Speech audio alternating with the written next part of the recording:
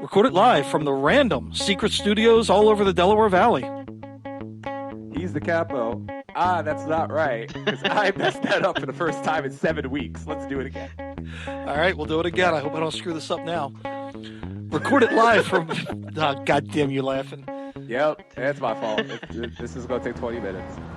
Go ahead. No one likes us. No one likes us. No one likes us. We don't care. We're from Philly. Fucking Philly. No one likes us. We don't care. Recorded live from random secret studios all over the Delaware Valley. He's the Prez. I'm the capo. And this is Sons of Ben, the pod. Welcome back. Welcome back to the quarantine edition of the pod, Adam. Wait, we're in quarantine? I'm actually in the studios. I was wondering where everyone was. That's because we quarantined you in the studios. Did you notice your commute to the studio took zero time because there was nobody on the road? It seemed a little eerie. I just thought it was perpetually Sunday.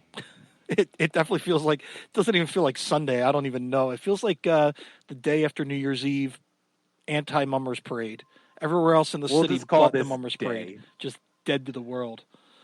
But my friend put it in a good perspective for me. He's like, it's like Miami a day and a half before a hurricane comes in. Now, there's still idiots out there. Yeah, there's still idiots out here, too. True. Speaking of, oh no, we don't want to say that. But that's a good start, man. That's a good start. I was going to say that's hard to segue into our special guest today. I've heard worse. So, Adam, today our special guest is the Union PA announcer, Kevin Casey. Jeez, I can't even pronounce. We're trying to pronounce all the players' names, and I can't even say a simple last name like Casey. But we've got Kevin Casey, who I recently realized, because I'm a dum-dum, he's been the PA announcer since day one. Yes. That's right, day one. Yep. What's up, fellas? Thanks for having me on, man. Thanks for coming on, and thanks for already sounding better and more professional than Adam and I combined. Fake it till you make it. That's what we're doing. Don't drag me down in here, man. This is all you, man. Kevin, I mean, we've got very little Union news to talk about, but we've got a lot of, since you're a treasure trove of information, we just wanted to maybe get an idea of, your past, how it started becoming the PA announcer for the Philadelphia Union, and then we'll kind of get into, I mean, geez, it's 11 years ago today that the team played their first home game. So I think we can stroll down memory past, at least for the first 2 years of the team, because they were good, and then we'll skip to last year and this year. Yeah, right. Yeah, thanks for having me on, guys. So a little bit of my background. I went to college at Eastern University, and during my time there, sophomore year, I started doing some of the PA announcing for the basketball program, and then sort of built my way into working with some of the teams in the Philadelphia market. If you name a minor league team, I've probably been associated with it at one point or another. So Philadelphia Kicks, Philadelphia Wings, Philadelphia Phantoms, Atlantic City Surf, Camden River Sharks. And then, 2010, I got a chance to be part of the Philadelphia Union, and it's just been an awesome ride. It's opened up some other avenues for me where I've had the opportunity to really do a lot of the international stuff that's come through Philadelphia. I've had a chance to do some stuff with the U.S. national team. And in addition to the Union and Union 2, I'm also working with Penn soccer, men's and women's, with LaSalle men's and women's basketball and Drexel basketball. So, I love each and every opportunity I have to be part of it. And then during all that, when do you actually get to sleep? Well, so my full-time job is I'm a high school history teacher as well too. So I teach U.S. history at Pittman High School in Pittman, New Jersey, to 10th graders. So Pittman's way down there, right? Yeah, it sounds. We're in South Jersey. It's not that way down there now. It's all right. Come on now, you can come across the bridge. Listen, I'm from South Jersey originally, so I'm from Deptford, so that's like north. Yeah, I'm right next door. I don't know if you're next door, isn't? Oh no, I'm thinking Penn's. What's the one where Bruce Willis is from? Pennsville. That's the one. From where? Who's from? Bruce Willis. Oh, he's way down, like past Kingsway and Woodstown and all those hillbilly schools. This is we're right on the border of the hillbilly school. Gotcha. Okay, that makes As a southeastern Pennsylvanian born and bred gentleman, I am thoroughly confused right now by your conversation, but I'm here for it. Well, You got to get across the bridge more often. I go to the lovely Wegmans of Cherry Hill all the time because I found out doing some quick math, Cherry Hill is closer to Center City than my beloved King of Prussia. So I've cut my commute time in half there. But it cost me $5. Yeah. well, that and Yeah, the right. liquor stores are still open in New Jersey, unlike Pennsylvania.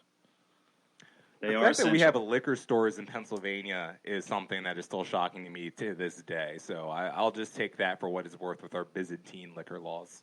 Yeah, we don't have liquor stores in Pennsylvania because, like the DMV, they're closed. Come on over. We'll take you. And I'm not Until even they going to close admit the that I did bridge. an illegal run to Delaware yesterday. Not going to admit that at all. Did you buy any fireworks? No fireworks, but let me tell you, if my house catches on fire, it's going to probably burn for about a week. The amount of booze I brought back from Delaware. Aw. You just bought straight kerosene over from Chichester. I like that. I see. Yeah, vodka with no name and propane, and that's all I need. I'll get through this. Four Seasons vodka, the best of the best. Yeah. But no, so we of course want to thank Kevin for coming on. We can't see producer Devin on the webcams that we're all remotely podcasting from, but I'm sure right now he's pulling out his hair because we've already gotten way off topic, and that's just the way this show kind of goes. But Wait, I'm- there's topics on this show? there's a couple bullet points that he tries to really embed into our Attempts. psyche. It's they're just attempts. thought they were There's suggestions. not much I can do here. Yeah. So, Yeah. but look, I'm going to get to the next bullet point, Devin. I promise you, because this is something near and dear to my heart. The beer of the week. So, Kevin, now you are really getting ripped off because sometimes we get food, but we always have a beer of the week from one of our sponsors. Believe it or not, we have sponsors on this thing. But the Sons of Ben, we've got Yards, 2SP, and the Larimer are all our sponsors. So if you ever get a chance to, instead of doing pregame prep, want to come to one of the tailgates with the Sons of Ben in the lot, you'll have an idea of what we have available. Shoot, So I've been doing that for 10 years, but I just do it in my car before I come in. Well, stop by the beer trailer, you know? Now I know. Now I know where the free stuff is. We have a, Yeah, you don't have to know. we have a formal operation for this. So All right. normally one of the breweries will give us beers for the podcast, and we share it with the guests and everything. And just during all this time, I was like, I'm not going to beat them up to get beers because we can't even see each other. So I just want to remind everybody, Yards, 2SP, and the Larimer are all doing takeout. So I was talking to the guys at Yards, and they're still brewing. The Larimer is still brewing. Same with 2SP, but they're only packaging in cans because every bar is closed. So nobody's buying kegs. So they've had to lay off a lot of the tap room workers. So they're actually doing takeout beers. So if you're in the area, you can pretty much call ahead or email them, or some of them have online ordering. But you can get your Yard still from the brewery. You can get it from 2SP, which is in Aston, right up the road from the stadium. And then the Larimer, I think Matt Lindemuth is doing from 3 to 7 or 3 to 9. They're doing online ordering, and all you got to do is pull right up, and they'll put it in the trunk for you. So if you're like us in Pennsylvania, stuck without any kind of liquor stores, the breweries are still open. So that might get you through the Coronas. And the Latimer, they had a lovely drop-off to the city of Philadelphia that came up from Chester to anyone who did some pre-orders. They came up and had like a central meeting place and said, "Come get you can come get your brews from all the pre-orders." So they will come to you. A couple of these will come to you if it becomes necessary. So don't go dry during this tough time. It's unnecessary. No, with all illnesses, you need to stay hydrated. Not sure if you could hear that or not. But I'm doing my That was doctor's actually part. perfect. that was perfect. Honestly, that's good sound right there. Yeah, so we'll. I mean, I guess it's the only thing you have to talk about right now, besides maybe the weather, is this epidemic that's hitting us, and just want to get an idea from everybody here, and we'll start with Kevin, then go to Adam. How are you getting through this? Like, it's a life without sports. It's a life without, well, what I keep saying, which I can't understand. All sports have ended, but the Kardashians still go on. I don't know how the hell. I think they caused this virus. I'm not sure, but just didn't know what you're doing with to entertain yourself. Well, they said after the apocalypse, the cockroaches will still be around. So Maybe they have a cockroach-like quality about them. Oh, Not that I'm calling them cockroaches, but I'm just saying maybe they have a quality like that about them. There has been Longevity. no ESPN All Bravo on at my house, and I'm like, I think a woman started this virus. I'm just saying. Yeah. Well, I'll tell you what. At our house, we've been putting out some videos that we've been making about sort of along the lines of what I'm doing without any matches to announce. So the first video that we did, I took a trip to the mailbox and announced that there wasn't any mail. The mailman had not arrived. My daughter talked me into going into a Starbucks and calling out orders. And so we did that. Did you misspell the orders like they do on the cup? It was yeah. And then she also talked me into going through a Wendy's drive-through and announcing in my announcer's voice too. So that's kind of how we're just getting creative here, right? And then I actually I set up a microphone in front of the TV and announced the Union starting 11 Fridge Edition. So yeah, so Mayo was a huge hit. Mayo was a huge hit in that one. Did we get a new signing called Sriracha? I sure hope so. When I see signings, the only thing I'm worried about is how many syllables and vowels are in their names, because I can't take any more Freds. I can't do anything with Fred. What can I possibly do with Fred? See, and Adam right, exactly. Adam is the absolute opposite, because he keeps asking for signings that we can do into a chant. Like you can do, Fred. You can do, right. But some of these guys, it's like who's number 5 on our team? Oh, is that Mate? No. Yeah, it's hard to do a chant to that. I know. DeVries. When DeVries comes up, it's going to be a real fun time for me. But no, I think that being able to get through Shabilko was probably one of my crowning achievements as a Capo. I ain't going to toot my own horn, but that was difficult. Like, you can do Santos, you can make Ilsinho work, even Bedoya, you can make that work, but Shabilko is, that's not fun. Sometimes it's harder than others. I was telling before we came on here how, all of the MLS teams in their notes have phonetic spellings of the name. So when an opposing team comes in, I can look at the phonetic spellings and get pronunciations. We've had international matches where when those international friendlies are played, there's no help at all. So we had the Chinese women's national team come in. Oh, I'm out. I got no help, nothing. And then what you do is you just say it as confidently as possible, and hopefully their mother's not watching, right, or listening. So, well, the good thing is their mother probably doesn't know what you really said, so they probably thought it was somebody else's kid. Yeah. One of the more odd occurrences is when we had the U.S. national rugby team played the All Maoris. Right, the All Blacks. Yeah. Yep.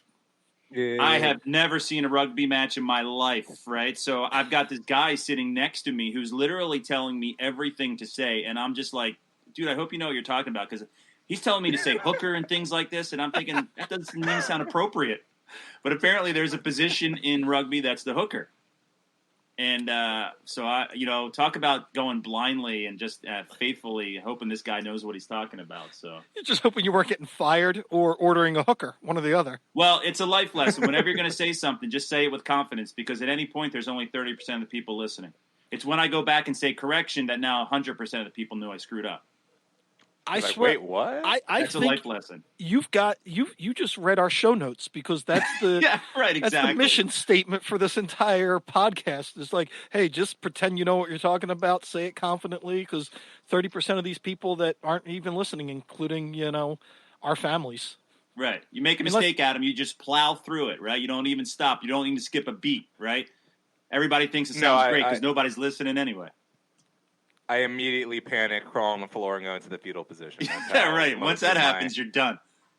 I got two. There's usually like at least one or two Capo mistakes. Like for an entire half of a season, because where I was positioned, you hear when my original seats were in 136 in row P. So like you hear the chants, but if you're not paying attention too hard, they can definitely get like whispered down the lane where you hear different lyrics. So for the longest time, I thought the chant for Columbus, where we all hate the yellow soccer team, was literally just the lyrics of "We are in a yellow submarine." I thought we were all just singing "We're all in the yellow submarine," just being happy and excited to be there. So I start doing that over the megaphone, as a capo, and everyone's looking at me like, "Oh, it's your first day," and I'm like, "It's not," ironically, but you would think that. Well, I keep trying to talk him into letting me do the starting 11 from the Sons of Ben section. Let's get a wireless mic. Let me get out there in the middle of the Sons of Ben, do a starting 11, then I'll hustle back up to the booth. I think that would be fun. We are all Do about they that. hate fun? In fact, That sounds fantastic. I was telling you last week we had Tim McDermott on, and it was an interesting podcast to say the least. Which we think Tim's now listening, but we'll see. Once I get an angry email, but Adam and I pitched him a bunch of Shark Tank ideas, and like I want to have full-grown adult males replace the kids for the opposing team and walk them in. That's creepy, man. Oh yeah, I figured it'd be good, like sit there, and we were going to make sure every guy was at least 1 inch taller than the player. Yeah. So we're just going to find just members that are 6 foot and taller and just walk out full kits, everything, and we're working on some things. So we're going to pitch that next. That you're in the middle of the river end, given the starting 11. I think that would be great. We can have the drums right behind you and smoke. Now you might need a gas mask though. No, I'm good. That's okay. Okay. Let's do it. I think we do that. Like, they're always saying that they're going to find something new and exciting to do.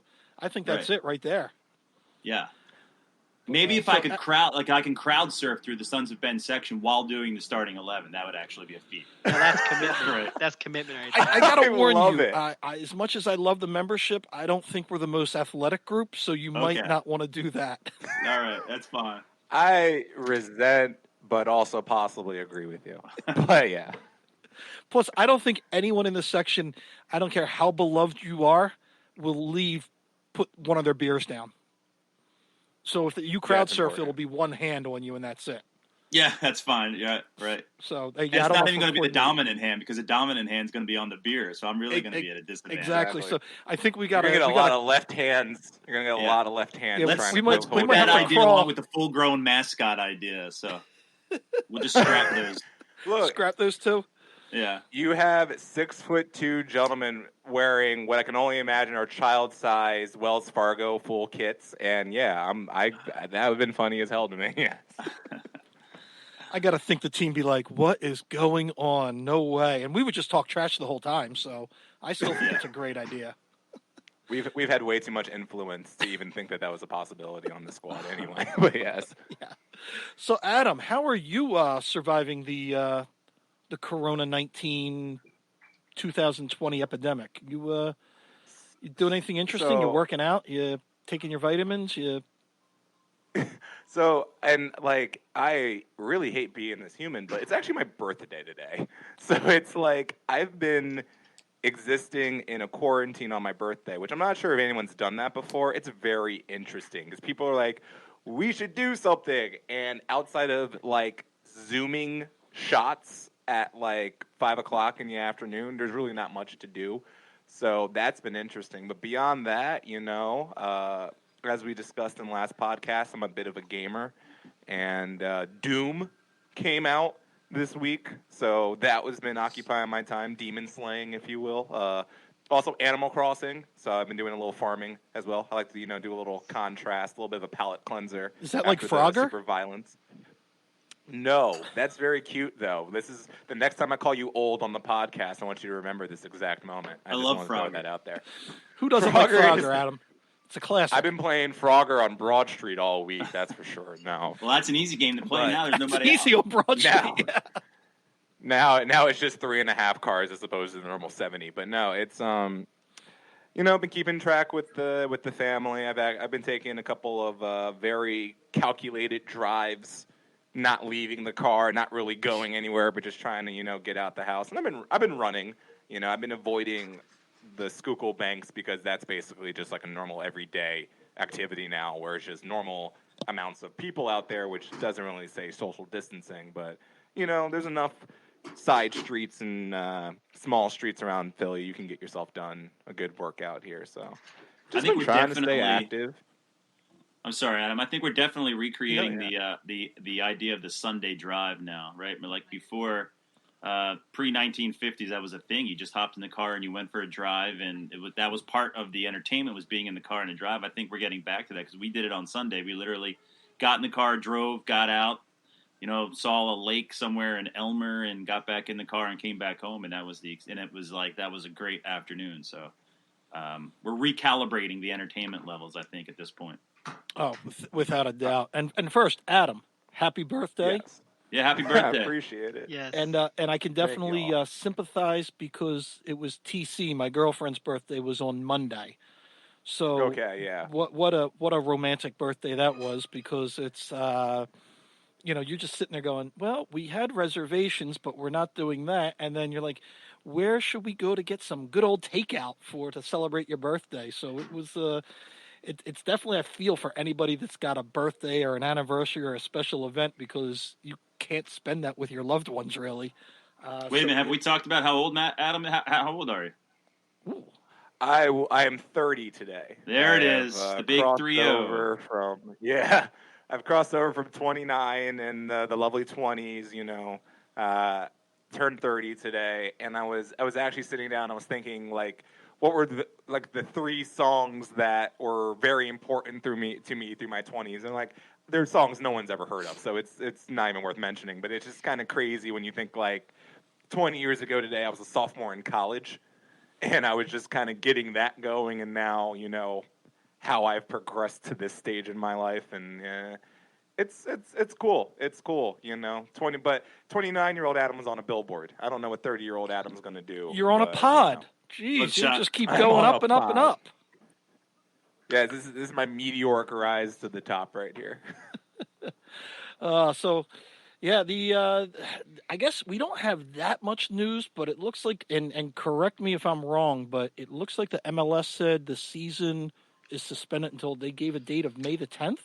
Is that still current, or did they move that date around? That's the latest I think That was the I've last seen one. as well.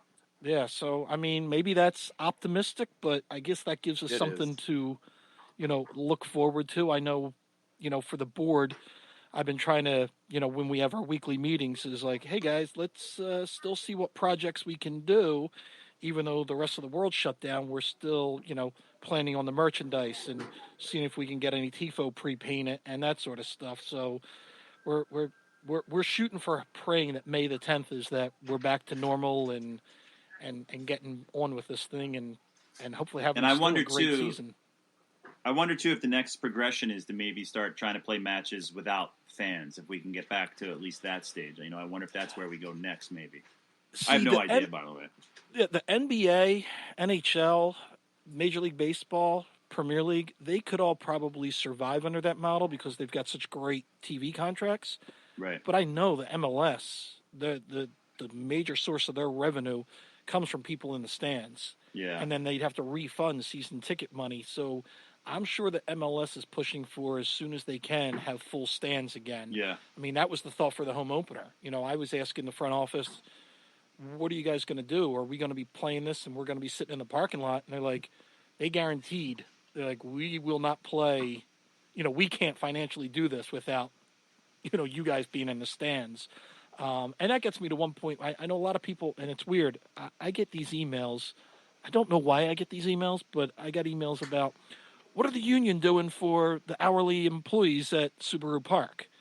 And I'm like, that's not part of the job description. But we have talked to Tim and everything, and I just want people to know, like, I know the union have already said that they're looking into what they can do, but because it's such the unknown world out there, they don't know. They're not just going to reach in their pocket and say, hey, here's 2 games match worth of money, because they're still trying to keep the front office staff and everybody that they employed, and keeping them employed, not furloughing anyone, not doing the Josh Harris move of Adam's beloved 76ers of pretty much trying to lay people off for a day out of the week. And those guys are billionaires. Now, of course, I guess they did see the errors of the way, Adam. No, well, you know what this was, and I know we were kicking around the ideas of asshat, and I was almost going to railroad the asshat of the week segment by just talking about Josh Harris this week, but it's really. So what happened was, basically, I know a lot of people, because we're all sitting on Twitter, we kind of got this, but Sixers say they're going to give all of their staff who was making over $50,000 a 20% pay cut. So basically just saying, if you're making over $50,000 a year, your salary is going to come in 80% of what it normally is for the foreseeable future until basketball operations or whatever gets going again. And Joel Embiid, with all 25 years of his life experience on this planet, said, screw that. I'll give these guys $500,000 of my dollars. I'll probably make some more eventually. Let me help these people out. And the public backlash that the Sixers got was so strong and so like stringent that they immediately, like about an hour and a half after Embiid tweeted out that he would help out people, they went in about face. And what I loved was Embiid gave him one of those classic like attaboy pats on the butt for doing the right thing after the fact, where he was just like, I'm really happy they did this, as opposed to doing what they were originally going to do, which was, and it's like, Josh Harris owns 3 teams. Technically, he owns 5 teams, but he owns 3 principal franchises all across the globe, not even just in his region, across the globe. He owns 2 different stadium facilities. You're going to tell me that you somehow couldn't find a way to pay your employees for just a couple of weeks? It's just like the amount of money, like MLS is not the MLB, is not the NBA. And it may never even remotely touch that, you know. There's some leagues, like the French league isn't even the NBA, you know. Like the Bundesliga might be on par with the NBA, and the NBA is probably our 3rd biggest revenue sport in the country. So it's crazy to me to think that the NBA was trying to float the idea of cutting these staff wages when you have the money. You have the money. Steve Ballmer just bought the Forum over in California from Madison Square Garden for $75 million. These owners have the money. It's ridiculous for me to think that they don't, and that they were going to at least try this. And now that's going to have some irreparable damage with the fan base and the players. You know, like Ben Simmons has already noted, he's taking the Sixers out of his bio. You know, I saw it's that. on Twitter. Yeah, he took the Sixers out of his bio. Like, it's crazy to me to think that in this day and age, when you had the finances to do that, you would pull that kind of crap like you were mom and pop. The Sixers aren't mom and pop, and they try to pull a mom and pop move. Oh no, I think with I'm sorry, Matt. I think go with ahead, the go ahead. union, I think we're still at the point where the idea here is that, you know, we're going to play, you know, we're going to get those 2 matches that we've missed. So there's still the thought that we're playing a full season at some point, right? So I think you might see them take a different stance if we get to a point where they're saying we're not getting these matches back again. You know what I mean? So Yeah, you know, yeah. I think as May 10th puts us out of what, you know, maybe 3-4 matches or something like that at that point. So maybe once we get to a point where it's the point of no return of getting matches back, you might see something done too. Yeah, and I mean, I just wanted to let people know, because we always do it sometimes a little behind the curtain, because, you know, being on the board for the Sons of Ben, we get a little bit more access to the front office staff and what's going on. So I just want to let people know, like, they do have a plan right now. They're just trying to make sure, you know, there's 0 revenue coming in, so they're trying to make sure all the employees that they have are staying employed. And not many people know this, but the Philadelphia Union have got more season ticket salespeople than any other professional team in the city of Philadelphia. So they've got a large staff that they're trying to keep employed. And then once everything gets back up and running, they have, you know, they're trying to figure out a plan to make it up back up to the hourly employees, which, by the way, are under Ovations and Spectacor, which is owned by Comcast. So if you're looking for somebody with deeper pockets that can take care of hourly employees, you might want to look at your local cable company that is actually employing the staff that you're every day, you know, your hourly employee down there. So, you know, it's not often we always say, "Hey, good job, Philadelphia Union front office," but you know, they're doing better than what the Sixers front office is doing. So, you know, I want to give them a little love because of that. At least they're doing what they should do, unlike, you know, Josh Harris and Rubin and everybody else that are each worth about $3 billion each.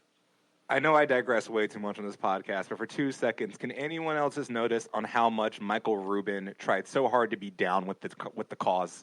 You know, where there's no way that Michael Rubin didn't know about this happening 20, 30, 40 hours before they actually put it down. There's no way that this was floated as an idea without him knowing about it.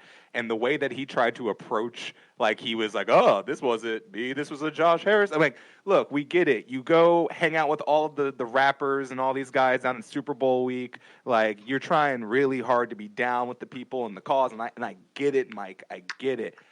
but you can't pretend when you're this visual. Like when this is out there in this kind of capacity, you can't pretend that you weren't a part of that. You know, that to me was as laughable as anything else. Is Michael Rubin being like, "But y'all still like me, right? Oh. Like I'm still cool." You know. And if he didn't know anything about it, then he's a worse business person than we all thought, and he just got lucky. So which is it? Are you a good business person, or you just, Or are you just an idiot? Like, what are you doing? Yeah. Like, are you good at your job or are you bad at your job? Either way, this is a problem. And we're killing Kevin's chances of becoming the PA announcer for the Sixers right now. You know, I guess what? I actually auditioned for that job, and I was named the backup PA announcer. So crazy story. So Matt Cord is does amazing work with that job, right? I think he is about as unique a voice in the way he does his job as we see anywhere in any professional league, right? He's as close as Dave Zinkoff as we're gonna get, right? Love Zink. In their infinite wisdom, and this is during the Adam Aaron era, they removed Matt Cord as the PA announcer for a season. You remember that, Adam? And they put Tom LeMaine in, right? Tom LeMaine's the weatherman from years past, and just has a style that I don't think it fits with the modern NBA game, right? And so then they decided the following year that they were going to have an audition process for the PA announcing job, and Matt was part of that audition process. And so we go into Wells Fargo Center, and it was actually on a Union match day midweek, and we have about 200 of us in the locker room. They're pulling us out little by little. I get through that first stage. I get down to a Final Four with me, Adam, and two other guys. Me, Matt, and two other guys. And then they make the decision to, rightfully so, give Matt the job that should have been his all along, right? But there is a press release that says I'm the backup PA announcer. Now, that doesn't really get me a cup of coffee anywhere, but I do have the press release that says that. That can't get you in the That building gives for you free? street cred here. I don't think so. I would bring that letter and see if that gets you in, you know? Yeah, I don't know if you know or not. Like, I am It's the backup PA announcer. Right, exactly. Yeah. So The that's day just Adam another left, I think, was the day that job went away, too. So, Adam Aaron. that just is another point that the Union's front office is better than the Sixers front office. The Sixers and the Phillies are really vying for the worst front offices in professional sports in this city. They are. Well, if you ask the people about Howie not signing a wide receiver yet, they might have another conversation with you. Mm-hmm. But no, I remember that story very vividly too, because as a Sixers season ticket holder, I just remember Tom being put back for that one season during like the beginning parts of the process, and just being like, I get it, but you know, and they made a weird move that year. They put microphones inside the hoop. And it was only for like a 2-year period, but I remember them physically putting microphones in the hoop. So every time a shot was hit, you would hear the thunk. And it was just aesthetically the weirdest thing in the universe. Because you just thought like a boulder was being thrown into a metal bin every time a 3-pointer was hit. But They must have seen Ben Simmons shooting a 3 then. But no, It's just to move Matt Cord out of that position. I mean, I'm blown away every time.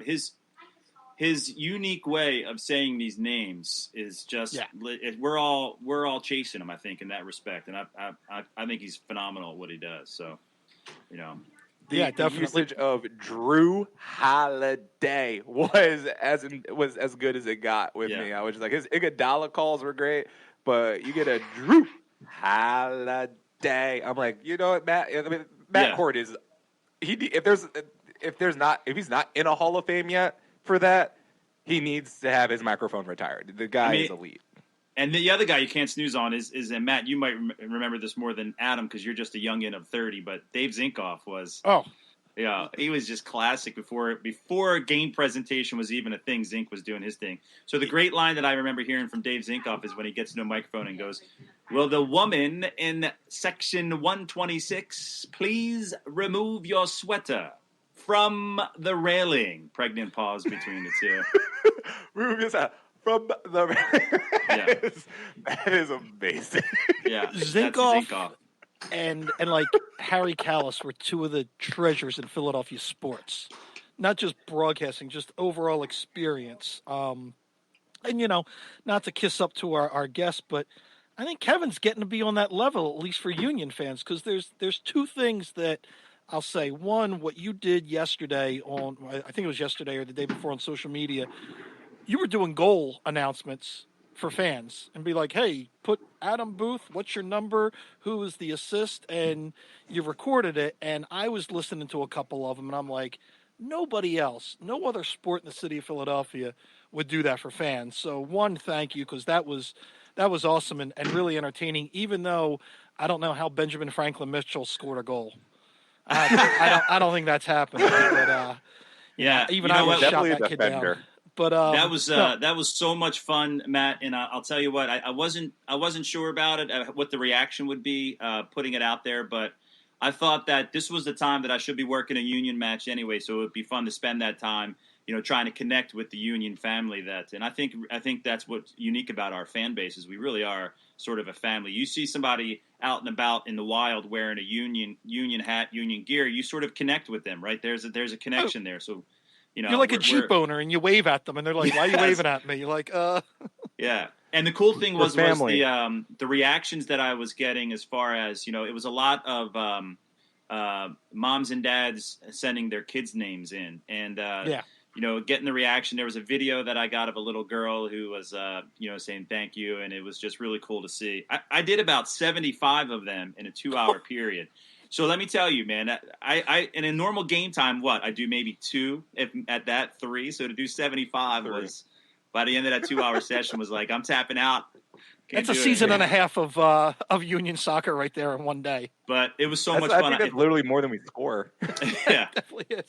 yeah, and I hope to do it again. It was a lot of fun, and guess what? That's something. It takes 30 seconds for me to put something out there, but to be able to have that reaction from a little kid who's growing up a soccer fan of Philadelphia is that's easy, right? Yeah, and then there's one thing that you do that I don't think Matt Cord has those kind of challenges, is the names of international soccer players are way more difficult to master than the names of NBA players. Joel Embiid, not that hard to do. Ben Simmons. Drew Holiday. Nikolai Jokic.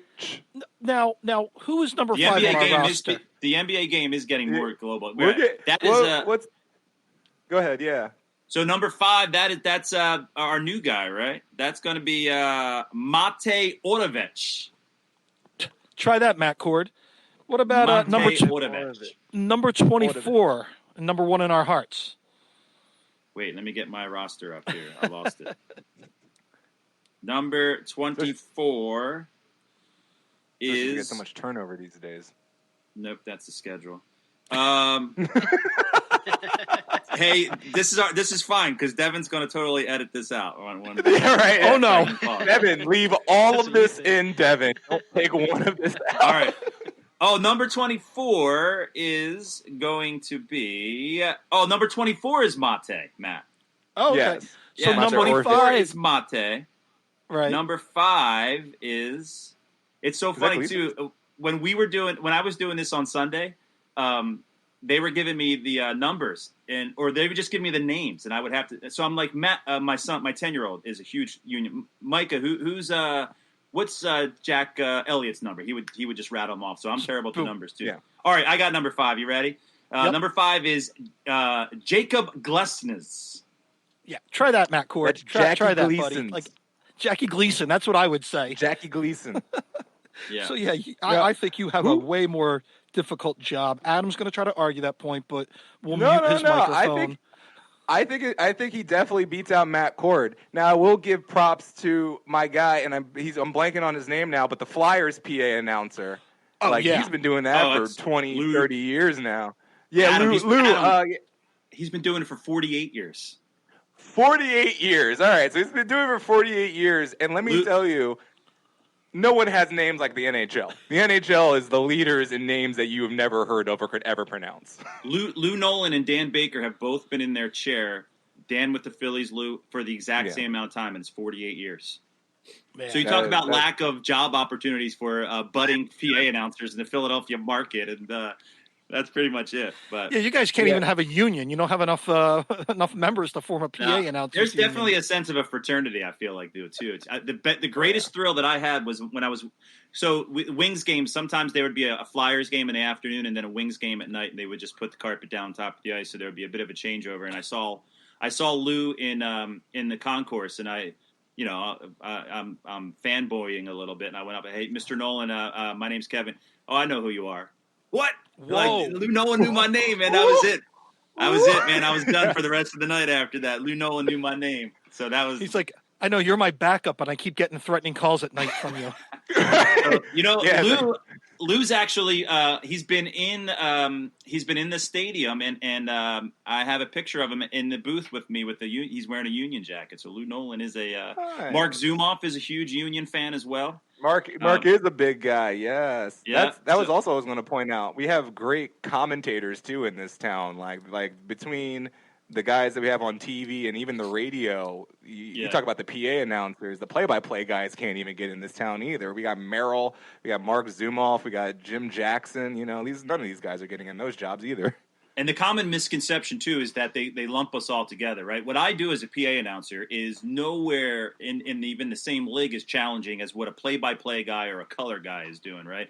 I'm like literally reading off of a script most of the time, right? So as long as I've got a third grade reading level, like I can pretty much do my job, right? But the ability to be able to do play-by-play in color is next level. Oh, yeah. I've only had one opportunity. I was at LaSalle University. Cale Beers has been their PA guy, their play-by-play guy forever.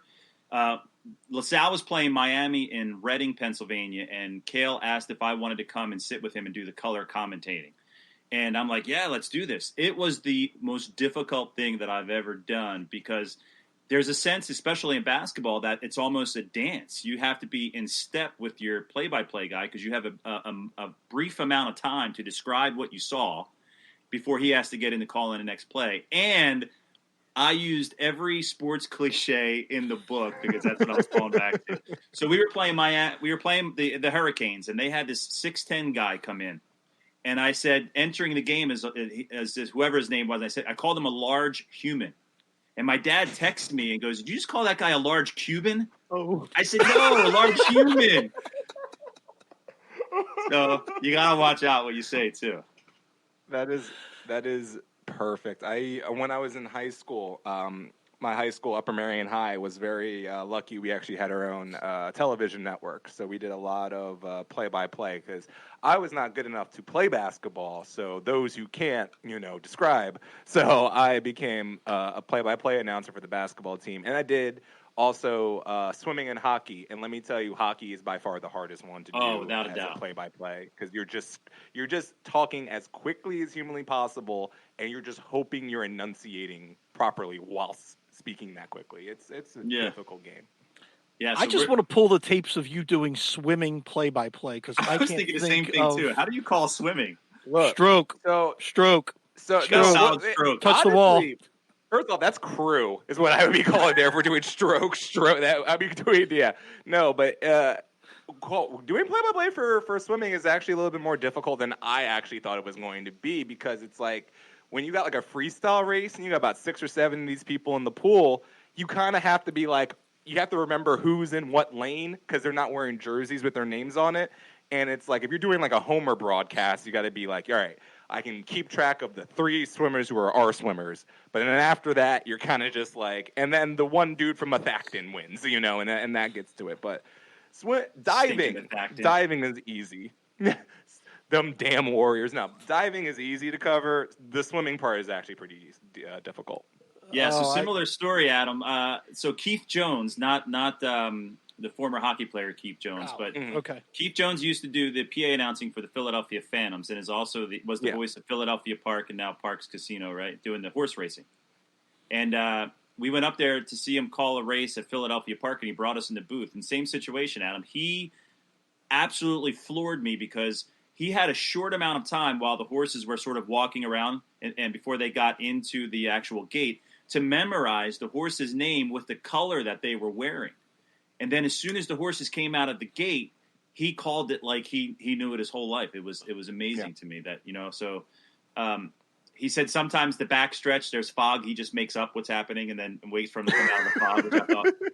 And he also had no technology. He literally had a pair of binoculars that were rubber banded to like this 2x4 swivel thing. And his microphone for the race was on a coat hanger around his neck. So I was amazed by the lack of technology. But yeah, he was amazing. So I get what you're saying there about that, trying to figure out who's in what lane. You gotta make it work somehow. Yeah. Yeah, I think I was going to compare that to Olympians and to try to do a transition that way, but there's no way I was going to pull that off. No, I think wanted the to only see your last transition, bit of soccer news we have, I think, Adam, is the Olympics are the 2020 Olympics are now in 2021. Yeah, the COVID-19, this lovely disease has pushed us to 2021 with the international play, which is, disappointing because, I honestly thought that both the men's and women's teams of the United States had a shot this year to do something. At least the U23s, I thought, had a shot to do something. And So it would let have me- been nice to qualify. My again. math, 19 pushed 20 to 21. That's what we're saying. But it's Yeah. still going to Yeah. be called the 2020 Olympics. Yes. Well, actually, I don't know. I think it's just going to be called the Tokyo Olympics. I think we're just going to call it the Tokyo Olympiad. But either way, it's, with all of this uncertainty, like, I love the fact that MLS is out here saying we might be back by May, while MLB is like saying July. And it's like, and the NBA and the NHL, who are almost at the climaxes of their seasons, are just like, we don't even know. Yeah. We might not even show up again. So it is the April 11th was optimistic, let alone May 10th or whatever it is right now is optimistic. But it's just like, it's you're watching something that is just kind of, we're in these unprecedented territories. So the idea that we don't know if this is going to be a beneficial thing for the union or a negative, because this means inherently Mackenzie Aronson and Matt Freese aren't going to Tokyo if the team qualifies. But will we even be playing games by then anyway? Would that even have mattered regardless? That's another question too. Yeah.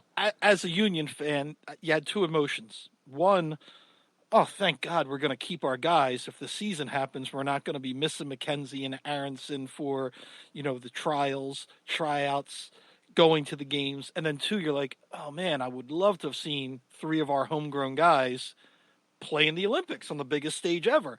So you were torn. And now this year, I'm just hoping we have a season. Both two or three of those guys play outstanding. We sell them for millions, and they still play in the Olympic team, and we can root for them. That's like the best case scenario I can come up with out of all of this. And the other thing too, Matt, is to your point, what you said earlier. Are there any guys on that potential U.S. roster who are going to run into an age restriction? Right? We mentioned McKenzie, and I'm looking on their roster now. McKenzie's 21 now, so he's sort of at that border. But is there anybody else on the U.S. roster who's 22 now, right? Or you're not going? And will the IOC make an exception because of what happened and allow those guys to play anyway? Yeah, and even with the women, Carly Lloyd's not getting any younger. Right. Does her and Rapinoe, do they play, or are they going to be like, oh, I got to listen to my body and that's it? I had one more year left at this level. So yeah, it's disappointing to hear, but I guess that's just the world we're living in now. Devin, are you still there? We haven't heard from you. I'm here. I'm alive over here. You doing I'm okay? poking him over with a there? virtual stick from like a couple hundred yards away. Yeah. I'm just like, you good? You good?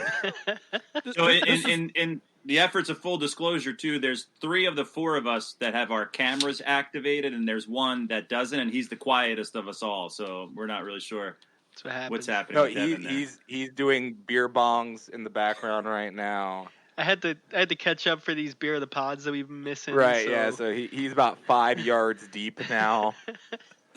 But doesn't matter if I'm drunk by 3:00. look, your child's already down for their nap. It's okay, Yeah, Kick the exactly. and feet you're up. still in your good. pajamas, so you're technically down for a nap Exactly. too. I'm ready. This was authentically the first time I put on pants in like 5 days that were real pants. Like I've been wearing sweatpants and joggers for the last several weeks. So you guys are lucky you got me out here with jeans on. Yeah, because you were crotch shotting us during the pre-show playing with the webcam. So what happened was the clamshell of my laptop. That's where my camera is. I have the whole setup here, and Devin's not here, so I have to do all of the technical stuff while Oh, he's he's not doing here. Devin's work. I am. I'm being versatile right now. So if this is a particularly bad pod for me, it's because I'm dual wielding right now. Listen, Josh- if last week's pod was any representation, it's more of me trying to guide Adam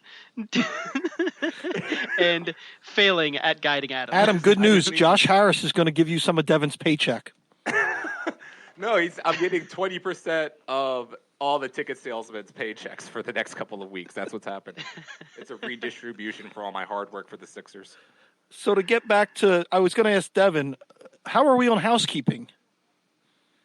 We're good. I think we hit about everything. Okay. Do we have anything from one you? thing, or- I wanna.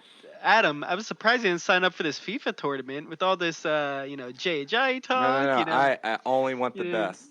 I don't want to. Yeah, I don't want okay. to deal with the Padawans. I don't want to deal. What was it? Someone the other day said, "I'll talk to normal people." What was it? Someone I think it was like Tony Bruno. The other was like, "I only talk to national people. I'll talk to locals." I'm like, I'll do local tournaments. Bring me your best, or I don't do it anymore. Adam, Yeah, don't try I- out for nobody. I don't try out for nobody. I'm here already. You see I got tape. You see the tape. I got receipts. joined up there. We got our friend of the pod, Sean Brace, in there. He's in the tournament.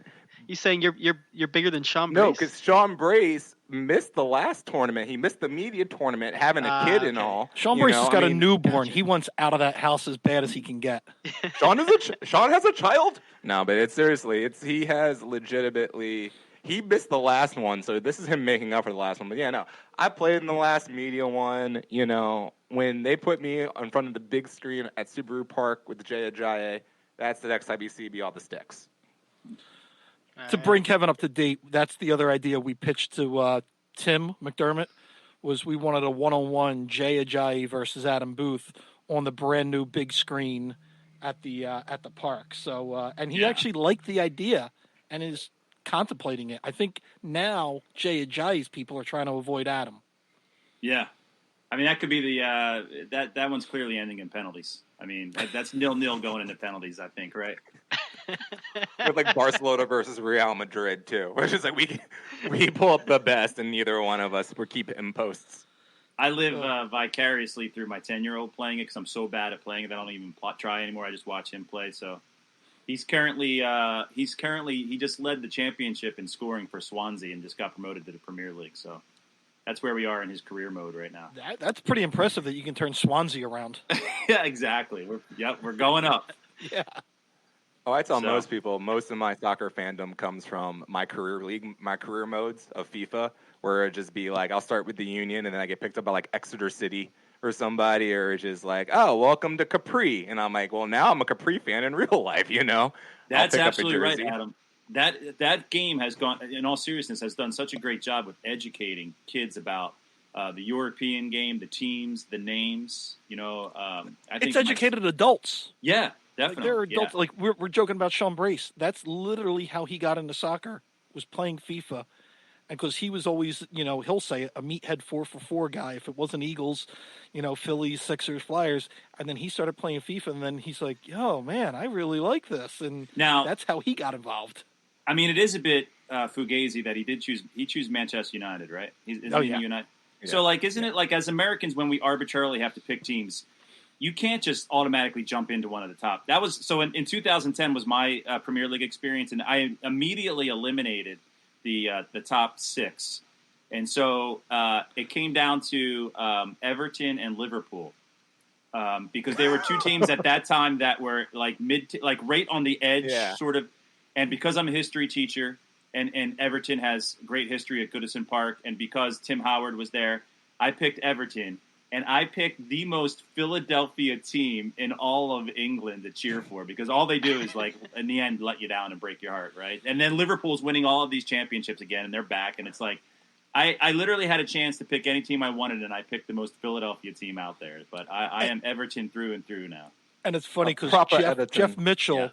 Jeff Mitchell did the same thing as you, but years before he chose Man City Because he Okay. goes, wait, there's a second team in this city that is always second best, and that's why he picked Man City. Right. And then I picked Chelsea only because my roommate back in the days when I interned at Disney was originally from Glasgow, moved to London as a young child, and Chelsea was his team. But we're talking this is early to mid '90s. They were like almost bankrupt at that point, right? Yeah. Oh yeah, they were in the Premier League in '93, '94, but they were horrible. They were Yeah. mid-level, and I still remember when my buddy Dave Gardner calls me. He goes, "I got good news and bad news." I go, "Oh man, I don't think it's like something in his family. One of our buddies in England." He goes, "Chelsea got bought by a billionaire," and I'm like. What's the bad news? He goes, people are going to think you're a wanker for supporting them. I'm like, I could care less now, man. I know, right? Guess what? I think that's and this could be me being naively over optimistic, but I think that's the direction Everton's heading in right now. They've got new infusion of dollars. They've got a brand new stadium that's going to be built in Liverpool for them. So Ancelotti getting him as the manager was a huge, huge take. So and it's funny because if work gets back to where it was, in September. Second week of September, I have a conference in Liverpool. And I was angling every which way to make sure I was on the team that was going out there to set everything up. And people are like, oh, you're going to go to Anfield? I'm like, no, I want to go to Goodison before they rip it down. Good on you, Matt. I was I'm going like, to say, dude, man, I want to be there. Yeah, so Yeah. I'm praying everything goes back to normal and just man. for selfish reasons, work flies me over there. Yeah, But yeah. Can they fly me over there too? I'll see what I can do. You know, Nice. we could use a PA announcer. Let's do it. I'll just announce that the plane has arrived. Well, Plane I work has arrived. I work in trade shows. We can just have you sit there and announce the people that are coming to the pharmaceutical booth. Yeah. Doctor, blah blah blah. Yeah, definitely, absolutely. I'm in. Let's do All it. right. So Devin, am what else a- do we have on okay. board before we? All right, so we needed some content here. So every week here, I'm gonna come up with a little game for us to play. Oh no. Is it like the So game this we made week- Mark Evans play? This is not that. Oh, Speaking okay. of This is stinking gonna Liverpool fans, I know. Yeah. I keep crushing him though between Brady leaving and the Premier League being maybe done. I'm like, oh my god, that sucks. Tom Brady Wait. left New England and Liverpool's Oh. not going to get the title. he's a Patriots fan realize- too. Oh yeah. Yeah, he's oh, a Patriots. He's got Die hard. He's He got had a no good TB12 decision-making hat skills. on when he came here for our podcast. Like he literally had a Tom Brady branded hat Oh, on man. when he came for the podcast. I didn't but I know will that. say this. I like him less Uh, now. So far, I think I jinxed the Union losing to LAFC, and I ruined the Premier League by saying that there's no way in hell that Liverpool can't win the championship at this point. And they were like, well, there might be one way. And There it's might just be like, one oh, way, yeah. there might be a way. So this is on me. I apologize to everyone. And as a Chelsea fan via Didier Drogba, I understand a lot of everyone's complaints about top six fans because I'm kind of plastic. I'll admit that. That's a little. But to some extent, they I were guess, good. You know, and a buddy of mine too said too, like, well, that's the way to go because you want to see the team play in those other tournaments, right? So you want to see them in Champions League. So as an American, I guess if we do have our choice, you want to try to pick a team you're going to see them play as much. So I get it too, though. You know, I'm just bitter that I had picked Everton. You know, I guess you know, we're not seeing those competitions, but they're coming. They're going to be here, I believe. Europa, man. You're going to get a Europa in your future. I'll take I it. see I'll take Europa. I see a Europa in your future. I'll take it. We'll start there. As a Tottenham fan, I also see Europa in my future. So I think Enjoy the Europa Motel, my boys. Enjoy the Europa Motel. Thursday, Saturday schedules, man, they're brutal. Or Thursday, Sunday. You got Tuesdays now, son. Yeah. Yeah. You will always see them suffer in Premier League table when they have to play that late week Europa match. That Europa schedule is so bad. Chelsea winning that last year was fun, but at the same time, I'm like, y'all could also leave this tournament early. That's not a big Oh, deal. yeah. Right. Like, we could just save the legs. We really don't need to go the whole way with this one. Yeah, that's the other thing too is that not having the NBC Premier League mornings coming April 4th, man. I was so psyched for that. Don't even. They Yeah, better we come were- back. I know. Outside of this podcast, my second favorite podcast is Men in Blazers with my boy Raj and Davo. Oh, yeah. We had producer J Dubs on Oh, a yeah? couple pods before you. Yeah, J Dubs is a friend of the pod, and we've rolled out the red carpet for them last year when they came into town for their show. So they I had know us it. all up on stage and everything. And afterwards, Adam and I were drinking beers with Raj and Michael Davies, and then me and Adam and Michael Davies were just talking Chelsea. Yeah, So I mean, that was a great day. But and yeah, I Raj, love of that. course, is a huge Everton guy, right? Oh yeah. Oh So yeah. here's Proper my Everton. Raj story. The U.S. women's national team was playing a friendly at Subaru Park, which I guess at that point was probably Talon or might even been PPO. And I see that Raj tweets out that he's at the match with his daughter. And so I immediately respond by saying, "You got to come up in the booth, man. I love Tweed. I love Everton. Like, let's make this I happen." love to weed. And he says that, so he responds to me, but he's like, I feel so terrible. Like, I didn't see it until I'm on my way back to, and I'm like, all right, no big deal. About a week later, I get an envelope in the mail, and it's a Men in Blazers patch with a little index card written out by Rod saying, "So sorry I missed you. Hope to catch you again at your jewel of a park," he said down there. So I thought that was kind of cool. Like, he could have just left it at that, but so I have my very own Men in Blazers patch that I can sport. You're a GFOP. I am a GFOP, yeah. Look at But again, that. it's my second favorite podcast after this one, of course. Perfect. Well, you can and be because you of can be that, an as soon as FOP. next time we get in touch with them and we know they're coming to Philly, I'll let you know where the secret location is. Yes, I would love that. Yes, definitely. We're gonna we have to put a little hood over your head. It's not that big of a deal, and there will be a white van, but we'll get you to the studio, so it'll be fine. Awesome. Let's do it. All right, Devin, is it game time? All right, we'll do this. All right, it's a Jeopardy style game here. Oh my! So we don't have a buzzer, so we're gonna work around that one. So smack your we're TV. just gonna go around here. We'll start with Adam since it's his birthday. Oh, appreciate you. To pick the first question. If Adam gets it right, he can. It'll obviously go to Matt to pick, and then if Adam gets it wrong, somebody else can steal it and get the points. So All right. is it union? What the three categories are? So what? here's the Yeah, categories. give it to me. We got 3 categories here. We got Sons of Ben. Mhm. We got Union on the field Mhm. and Union off the field. What? And I'm very interested to see how you guys do on these Sons of Ben questions because I have a feeling Matt's gonna embarrass himself at some point. I'm here. excited about that. So let me do union on the field for 100, Alex. All right, we got Union on the field. Pretty easy one here. Who has the most assists in Union history? Oh God. Vincent Noguera. Wrong. Okay. You didn't put it in the form of a Accepted. question either. Yeah. Who is What Sebastian is- Latou? Yes, there you go. Matt gets the points there. That seemed like a gimme. I thought that was a common knowledge one. There, Well, so- I think I psyched myself out because I was gonna say Latou, but I was just like, that can't be it. So I just. You're right. It's too obvious. This is easy until you're actually in the hot seat. Right? It's like, Now- it's like now- asking a hockey question, and it's like Gretzky. It's like, oh yeah. So Devin, I have to go now. Yeah, go ahead, Matt. I have to You do pick there. Sons of Ben for 100 there. There you go. All right. When was the Sons of Ben founded? What year? 2007. 2008. What is There you 2007? go. There you go. Let- Another 100 points to Matt. Let's there. roll this on to Oh, boy. Sons of Ben 200. Come on. Sons of Ben 200. We got which Philadelphia Union member misread the 2010 name tag that led to? I got Who it. I is got it. Nick That's me. Sakevich? Whoa! You didn't buzz in. Oh no! Give that to There's Kevin. the- Kevin who is said, "Ooh, Nick I got Sakevich, it." man? Before There it is. I was there. I was in the room on that one. He's I like, can't even say his last name because I'm Polish. I got inside baseball right here. I love it. Yeah. Now I guess I I mean, I relinquished guess- the board then, don't I? Wow. I'll All take right. Well, Union off the field for 1,000 1,000. or whatever you got. That doesn't matter. What's Okay. our highest number? Is it what? You want the highest one? We got 100, 200, 300, Yeah, I'll 400. take 400. Thank you. 400.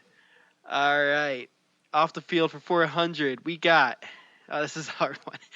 The Union's colors are navy blue and gold, representing what? The Oh, I got Philadelphia it. That's City going to flag. be negative. It's actually the colors of the Continental Army during the American Revolution. No way. Wow. Wow. Devin. Okay. Wow. Devin, I'm the history teacher, brother. Oh, well, I just yeah. assumed it was the city flag because that made I sense thought to me. that's what everybody would say because usually that's what everybody city says flag. for the My flag. internet but that's crapped just out. a I was ready. coincidence. Oh yeah, yeah. Okay, so another 400 points over there. I'm showing zero to knowledge Mr. of this Kevin. franchise right now. Guess I was telling Matt earlier. Like I feel like I know so little of Union trivia when it comes, and I've seen every home match, right? So I see like highlights of games, and I can't really remember what. So what? I don't know. I guess I'm just not very good at it. I'm going to go Union off the field for 300. Union off the field for 300. What was the attendance for the inaugural match versus Seattle? I'm looking for a range here, so between 1,000 and 2,000. I'm going to say. Oh, You go know. ahead. So I'm going to buzz 31,000. in. Yeah, go ahead. It's your I'm going question. to say I'm 38. sorry. Oh, is that how we're doing? I'm sorry. What'd you say? Yeah. 38? That is wrong. Adam, Matt, either Yeah, you I'll guys? go with You guys wanna- 31,000. We're gonna price this right this one. Also wrong. Okay. I'm going to go with what is 42,000 people. Also wrong. I would have taken 35 or 36. Are you kidding me, It man? I was it closest without. Okay. I was Not the Price is Right. Going over. So within 1,000 there. All right, so we'll throw it over to Adam there. Okay. Union on the field for 200. On the field for 200. Name the goal scorers in the Union's first playoff win versus Red Bull. Oh, Red Bull. Oh, okay. I was about to be like, are you gonna be the Houston question? Okay. No, You this is, have Jack Elliott, Alejandro Bedoya, Yep. Fafa Pakal, and Marco Fabian. There it is. I remember the job. most recent game the Union played at home. Congratulations, me. Yes. Sebastian right. scored in the Houston game first. I just saw that highlight recently. It's the only reason I know that. I don't remember it. But he scored in I was like the about to 6th straight up say minute Roger or something Torres. like that. Yeah. Hey, here's one Nice. for you. Can I just interject this real quick? So we were talking about this earlier. The Union just sent out the picture of the starting 11 from March 25th. There's a guy in that lineup named David Myrie. Does anybody remember a David Myrie? He was in the Union starting 11 March 25th. Did he like win a 2000. contest as like fan of the week and he got into the picture or something? I think so. Now, Tony Stahl was the other one that I didn't recognize, but the name at least Tony sounds Stahl, more familiar yeah. to me. I don't I think do David remember Tony Myrie, something Stahl. weird happened with him where he got hurt or something and never really played again, I think, for the Union. I think Joe Biden's Secret Service took him out like after the first like 5 minutes. Yeah. So Right. that's why I never have- saw him play because I was still in the security line trying to get back in. Yeah, right. There's been members of that 2010 team where I just sometimes look at that roster and I'm just like, right, yes, you did play soccer, yes. But they did have still one of my top 5 all-time favorite names, which is Danny Mwanga. Oh, Right, Danny that was one of my Mwanga. favorite names to say, and even the song you guys sang for Oh, Danny. Adam's trying not to sing it right now. I can see him on the Yeah, camera. I'm right. singing do it it, in my head. I'm singing it in my head. What do you mean? It's you can't hear Danny Mwanga and not do this song. It's just a natural. Oh, Danny Danny Mwanga. I'll help you. I'll go for it first. Oh, Danny Mwanga. I mean, sorry. That's just a There's our new intro. right. Please. All right. Go ahead, Devin. Who's up? All right, well, we're halfway through here. Scoreboard is currently Kevin with 600, Adam with 200, and Matt with 100. Whoa, I have Coming 200. up. So, Man, you're ripping me 200. off. There we go. Ripping you off there. That's All that right, horse. Matt, I think it was Matt's turn to pick Well, a then I question got to go here, with so. Sons of Ben for, I guess, what, 300s on the board? Yeah. Let me get my 300 buzzer on ready. the board there. All right, Sons of Ben 300. The Sons of Ben Code of Conduct consists of 4 simple, common sense rules members are expected to follow. What are Can I they? go on Wear this, or did pants. someone buzz in? It's well, Matt gets the first chance, and if he gets No it red wrong, in the you guys river can end. Jump in here. No. What? That is not a rule. I literally pulled this That is straight not a from the Sons rule. of Ben That's not website, a word yeah, for word. That's, So, Wow. I'm going to rewrite that's a that right now. guideline. It's not a rule. It's not the code of conduct. the Code of Conduct. No sitting. That's not a Sons of Ben. That's more of a river end. Yeah, because we have many Sons of Ben members outside the river, Yeah. so All right. yeah. Adam, do you want to take a stab at this I one? would say, We see you yeah, I'm Googling, pass. Adam. I'm not Alright. even going to pretend like I am Googling. I'm just going to pass now. All right, the pulled straight from the Sons of Ben website here. The answer is be loud, be proud, be smart, and be passionate. I'm pretty sure that's Right from the We're going pretty to sure be that's just changing mobile. that real Might have been soon. outdated. Yeah, that needs some work. Be loud. getting changed tomorrow. That's in need for an update for sure. All right. Do I still get to keep the Pick board some good then? questions here. I think it goes to Kevin. Yeah, I Oh, like that okay. idea too. All right, I'm gonna go. What's left in Union off the field? Union off the field, we got 100 and 200 there. Let's go 200. 200 off the field. Name all 3 coaches and all 3 sporting directors in the Union's history. Oh man! All right, Peter Novak, Yep. John Hackworth, Yep. Jim Mhm. Curtin, Yep. Ernst Tanner. Yep. Oh my gosh, my name is blanking on Ernie's last name. I'll take Ernie. Okay, I'll take that. That's bad. Ernie Stewart. Ernie thank you. Stewart? Yeah. Before Ernie, First one. Gosh, I remember. Wasn't there a time when there wasn't one? Oh, there I think I'm was. out. Yeah, I don't think I know the first one or can remember it off the top of my head. Help me out, boys. I'll give you half credit here if somebody else, and then somebody else can get half credit if they get the other one here. It was Nick I feel like Sakevich. Matt- Ready? Yeah, I feel like Matt has that one. No, Nick Sakevich was No. the sporting director and the business person. He tied both into one. The name I pulled from Wikipedia was Diego Gutierrez. Oh, that does ring a bell. yeah, because There you Nick's go. the reason we had 18 goalkeepers. So we'll split those points up there. I'll give Kevin 100 there. Appreciate that, buddy. Yeah. All right, Adam, pick one here. We got 400 for Sons of Ben, 3 and 4 for on the field, and 100 for off the field. Let's do 100 off the field because All I'm right. struggling. Name of the bridge above Subaru Park. That should be a 50. Commodore Barry. All right. The Commodore Barry. Now, if you want me to give you the history of why it's called the Commodore Barry, I'm not going to, but I could. I got that. Yeah. He's like, I have this one now. Yeah, I got that one. All right, Matt, you're up. I gotta keep going with the challenge that I suck at the history of the Sons of Ben. So Sons of Ben. You are the president, right, Matt? Yeah. Literally, 94% of the vote, but I did run. I ran unopposed, and I only got 94% of the vote. Those We're other gonna- six. I voted- Those other 6 must have knew what they were talking about. They with your must have. knowledge I of voted for Sons of Ben Harambe. history. I voted for Harambe. I'm sorry. All right, 400 for Sons of Ben. What is the meaning of the oar and scythe in the Sons of Ben logo? I've always wondered that. The meaning. Well, I'll go with that. The meaning of that is the scythe is for agricultural in Philadelphia, Pennsylvania, and the oar is for the nautical trading. That Philly was a trading port. There it is. 400 All right. big ones.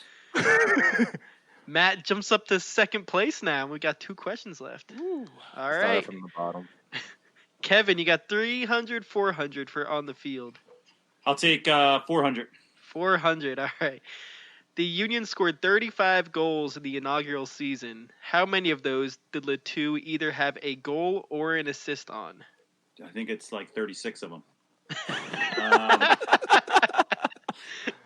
I'm I'll gonna take say it plus and minus 1. only one. Generous. Dear Lord. 400 point question here. You gotta. You're a history teacher. I gotta give you the hard Alex question. for- Here. I'm a Back history over teacher, there. not a math teacher. I'm gonna say it's pretty high. I'm gonna go 30. The correct answer. Oh wait, do you guys want to steal it? You guys want to? That's wrong. Yeah. But you guys I'm can. I'll let you go. this through is. it. I'll go 26. Okay, that is right. 20 Oh, well done. Adam. Yes. Let's go.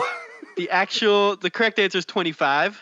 Oh, my But 26 birthday. is close 25. Yeah. I Well think done. 26. How Well many done. goals Job, did Adam. he have that year?